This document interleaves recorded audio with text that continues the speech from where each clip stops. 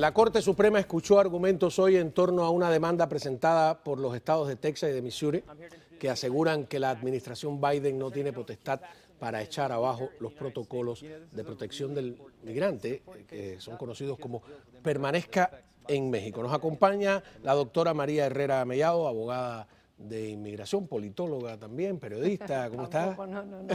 Déjala ahí. Suave con la presentación. Doctora, vamos a escuchar lo que dijo el secretario de Justicia del estado de Texas. Adelante. Sí. You know, this is a really important case. It's an important case not just because it deals with immigration that affects my state every day, and in my opinion, we've all become border states because of the transportation from the cartels to Border Patrol and then into the country. We're all border states. It affects all of us. ¿Qué quiso decir, doctora, con que todos los estados son fronterizos? Pues que realmente al final todos estos inmigrantes que entran siguen siendo receptores de inmigrantes. Hemos visto los vuelos nocturnos de inmigrantes, de niños y sin acompañantes, sin adultos, que acaban en Nueva York y en otros estados. Aquí en Florida también recibimos muchos inmigrantes y no se trata de que solamente le afecte a Arizona, México y a Texas. Yo estuve con Ken Paxton en el último CIPAC en Orlando, hablando precisamente de eso, del tema de la seguridad fronteriza, y me parece estupendo lo que están haciendo, porque al final ellos van a ser los que van a necesitar reelegirse y por otra parte darle explicaciones a los tejanos y a las personas de Arizona sobre por qué están gastando tanto dinero en la seguridad fronteriza y no el gobierno federal, que realmente es al que le corresponde. Y usted específicamente ha ido varias veces a la frontera, también a Centroamérica. La experiencia es que allí donde están recibiendo grandes cantidades de inmigrantes es menos popular esa llegada que en otros estados. Definitivamente porque hay un miedo, hay ciudades, esto lo hemos hablado varias veces, hay ciudades en Texas donde hay menos personas residentes de los que entran a diario y definitivamente yo creo que esos estados que reciben a tantos inmigrantes tienen más miedo, ¿no?, que a otros estados que no trabajan con inmigrantes todos los días, como el caso de Kansas, Iowa. Es un tema que le afecta definitivamente. Yo creo que es el tema más importante de las elecciones en Texas. Y usted dice que el mayor gasto lo llevan los estados, no el gobierno federal. O sea, Bueno, si el sí. gobierno federal implementa una regulación... Es que el gobierno federal gasta dinero en lo que es el control de frontera, pero por ejemplo en temas en materia de educación, en servicios públicos, todo eso lo está absorbiendo los estados fronterizos. Pero también aquí en Florida el gobernador Ron DeSantis hizo un estudio y dijo que no compensa el dinero que recibimos supuestamente, que dice de la izquierda por ejemplo aquí, que los inmigrantes aportan con lo que gastamos en educación para niños indocumentados, porque la educación es obligatoria, tiene que ser gratuita, tengas o no tengas papeles. Usted me dice que tiene otro caso. Sí, hay otro caso. Ayer salió una sentencia de un tribunal federal que básicamente le prohíbe al gobierno de Biden levantar el título 42. Eso es súper importante porque el mayo 23 van a intentar levantarlo, pero parece ser que el tribunal va Y entonces su pronóstico es que ni el título 42, que es el que tiene que ver con el tema del coronavirus, ¿no? Correcto.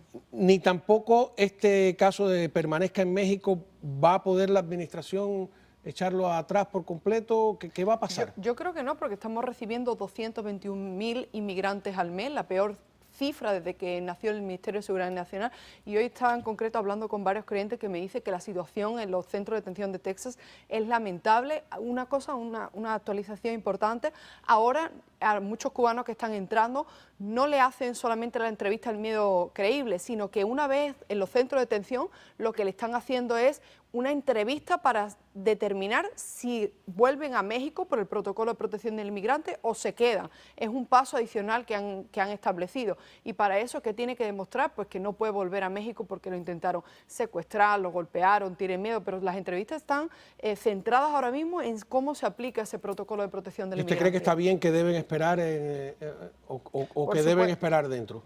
Yo creo que el protocolo de protección del inmigrante es bueno, lo que pasa es que México es un país de los más peligrosos. Yo creo que el control tiene que venir desde el primer país, entre comillas, seguro al que llega, las Naciones Unidas, ACNUR tiene que apoyar, Estados Unidos tiene que dar dinero de verdad para detener el tráfico de inmigrantes, y cuando hablé con el presidente de Guatemala, Jean Mattei, dijo que no le habían dado ni un céntimo y que además jamás le han pedido esta administración que detenga el tráfico de inmigrantes. Estados Unidos debe dar dinero para que no vengan a su país. Bueno, porque al final te merece la pena, ¿no? O sea, lo tienes el problema, lo tienes en casa, dentro de casa, o lo detienes y coopera. Estamos dando muchos millones de dólares al desarrollo. Eso no es un barril sin fondo, no es mejor exigirle, cuando tú analizas las estadísticas, las medidas económicas de muchos de los países de donde vienen, son un desastre, ¿no?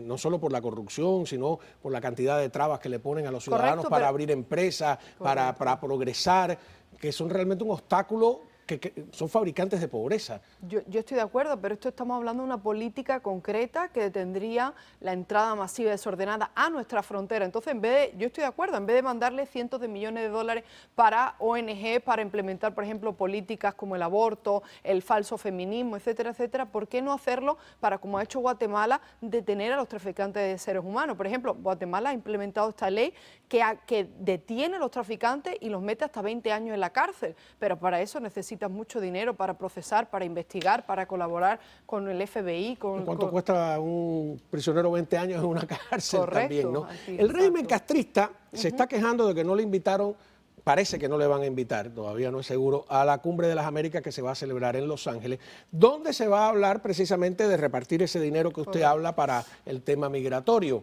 Y el canciller allí en el propio MINREX, que es el Ministerio de Relaciones Exteriores, en el patio, un programa de internet con un tracatán que él usa para esto, se hace la ironía sobre aquellos cubanos que llegan aquí, me imagino que usted como abogada de inmigración se los ha encontrado, hablan de un miedo creíble de persecución y al año de un día están en La Habana especulando, como dicen ellos. Hasta el propio régimen utiliza el argumento, veamos. Pues una de las cosas que se trata de manipular es tratar de mostrar al migrante cubano como un migrante que se mueve o se sale de Cuba por motivos políticos. E incluso cuando van a reajustar el estatus migratorio de un cubano, muchas veces tienen que pasar por una audiencia de lo que se llama miedo creíble. Tienen que demostrarle a un juez que ellos tienen miedo de regresar a Cuba. Y sin embargo, cuando cumplen el tiempo determinado, son los primeros en regresar. O sea, forma parte también de ese intento de mostrar a Cuba como una cruel dictadura de la que la gente está huyendo, y sin embargo existe esta realidad, ¿no? Que la mayoría de los emigrados cubanos están a favor de un mayor acercamiento. O sea, ellos dicen varias mentiras, ¿no? Si es verdad que la mayoría de los emigrados, ellos le tienen miedo a la palabra exilio, estamos a favor de un acercamiento con el régimen, no logran explicar cómo es posible que cada vez que hay elecciones, pues elegimos a los congresistas y senadores que están por una mano más dura con esa satrapía, ¿no? Pero en el tema migratorio, esa idea, cuando se tropiezan los cubanos no tienen muy claro que hay una responsabilidad cuando piden un asilo político, ¿no? Por supuesto, ¿no? Y sobre todo ahora que, como te digo, estamos viendo casos, y esto es denunciable, de ONGs y otras personas que se hacen pasar por abogados que le dicen a la persona, mira, si te declaras gay, mira, si dices que vienes con un menor, si te alquila menores, los casos los estamos viendo muy serios, porque el problema es que... Mucha gente que miente. Por supuesto, es que ahora mismo la única manera de entrar Antes es mentir mintiendo. en este país era grave. Yo tengo la sensación de que ya no tanto. No, porque no hay una fiscalización, es decir, si no te hacen una entrevista al miedo creíble y no le dan seguimiento, ¿cuál es Se ha ido creando una cierta cultura de la falta de honestidad. Doctora, ¿qué